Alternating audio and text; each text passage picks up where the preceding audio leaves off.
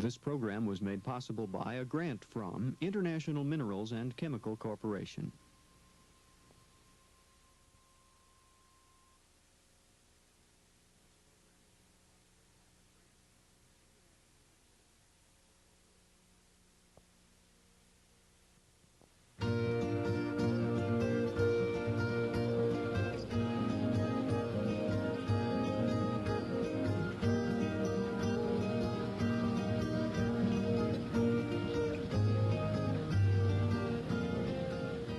This is the moment that every farmer looks forward to through every growing season.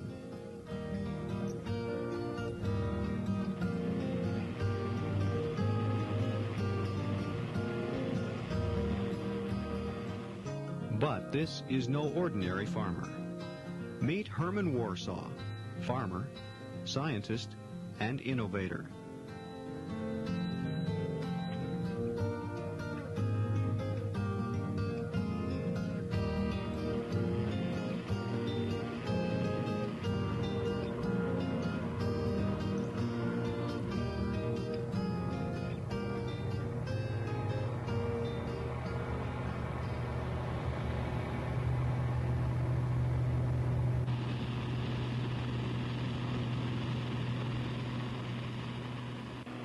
This bountiful harvest is what Herman Warsaw has come to expect from his McLean County farm in central Illinois. During this season, when yields were depressed by dry conditions from mid-July through early September, Warsaw produced 113 bushels per acre on 350 acres of corn. Neighboring farms with similar soils produced 89 bushels per acre this same season. On his experimental field, where Warsaw maintains extremely high fertility levels and exercises his highest level of management, this dry season's yield was 271 bushels per acre. Warsaw's high-yield plots have been in continuous corn for well over 2 decades now. Since 1970, they have averaged 270 bushels per acre. They have produced yields of more than 300 bushels 3 times before, including the 338 bushels in 1975, which still stands as a world's record for non-irrigated corn. But the high yields on Warsaw's acres have not been a gift from the soil. The rich harvests have been coaxed from the land, the long-term result of hard work, an extensive effort to rebuild soil, which appeared to be nearly worn out more than 40 years ago. I and my wife purchased this farm in 1941. At that time, it was owned by a lending agency that had taken it back from the previous tenant because he couldn't make a go of it. And it seemed to me at that time, I thought it was a bargain price. But after I got a little better acquainted with the land, I decided it wasn't quite as much bargain as I had thought it would be, because it had been badly eroded due to poor care, and the fertility level was very low on it. Actually, the government yield figure on it for the farm program at that time was 38 bushels per acre for corn. And I told my wife then, I said, we're going to have to build this up some way if we're ever going to get it paid for, because prices were very low at that time. And I knew it would take quite a while to build it up, because you do not change soil just overnight by just pouring on a lot of fertilizers and maybe getting some new farm tools to work with. But it takes considerable time to change the soil and its physical properties. But we did get started, and while everything else was very reasonable at that time as far as fertilizers and those things were concerned, we started building immediately. But I never dreamed at that time that with 38 bushel yield that I'd ever produce a yield of 338 bushel in my lifetime. But it actually did happen after quite a number of years, but it took a lot of time of work and a lot of work with the soils to do that. But there was more to it than just hard work. Experimentation and discovery were important factors. It was about 20 years ago when Warsaw began to realize that the way he had been farming might not be the best way. He owes his most important discovery to a perennial wet spot, which often delayed completion of his plowing. One spring we decided we were going to take that chisel plow out there and see whether we could work that through that material and not bring up a lot of wet soil that would form into clods and make it hard to till. And we were rather surprised to find out how well it worked. Not only that, we had spread some livestock waste on the field, and we thought we would try that chisel plow through that, just incorporating it in the upper surface and not trying to cover it up completely. And we were amazed that summer to see what really took place there. Actually, it didn't bother us in our tillage, even in our cultivating our corn. But we found out that fall that we were able to increase the yield by 10 bushels per acre by simply incorporating it in the upper surface rather than burying it too deep. And just to see what effects it would have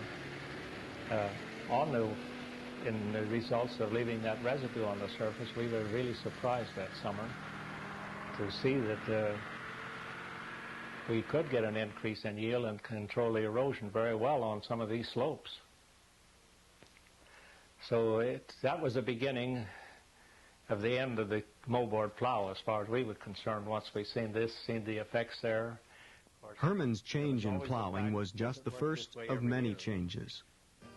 Always experimenting with procedures and testing the results, Warsaw has developed a total system.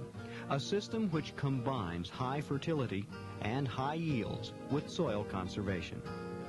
Too good to be true? Well, here are the results.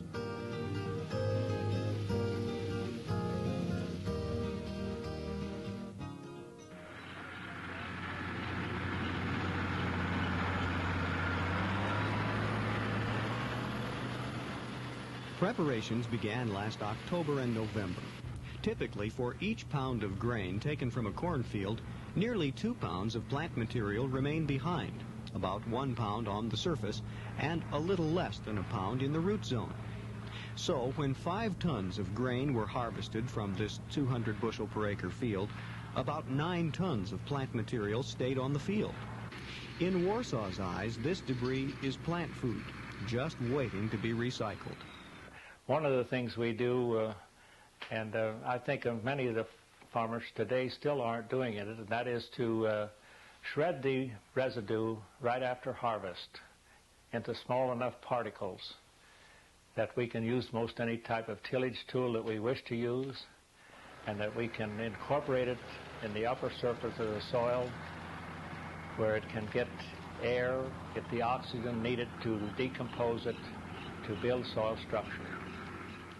And this has been, I think, probably the key thing in regard to soil management, both in controlling erosion and building the productivity of the land itself.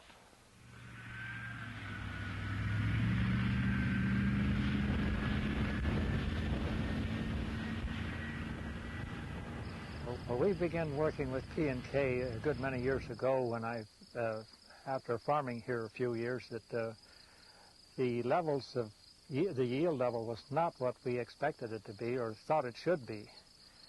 So we did some soil testing first to find out what they really were, and then in some studies I found out that if you wanted higher yields than that, you had to have higher levels of P&K both, because they're building blocks in yields, in getting higher yields.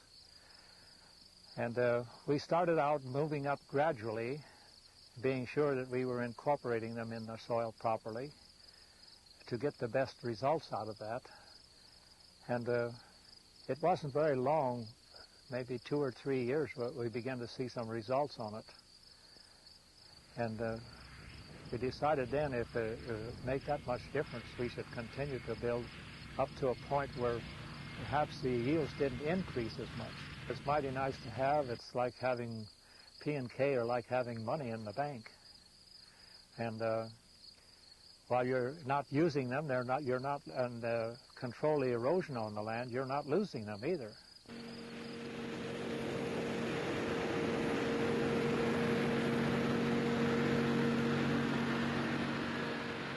Also the fact, using the chisel plow, that we knew we could get our fertilizer down deeper, getting a deeper profile of soil there for the plants to grow in, with a lot more water holding capacity. One soil specialist one time told us, he said that you have increased your water holding capacity in your soil by 2 to 3 inches. How much is that, those 2 to 3 inches worth to you in a dry July? During July we had just 2 inches of rainfall. During the month of August we didn't have any.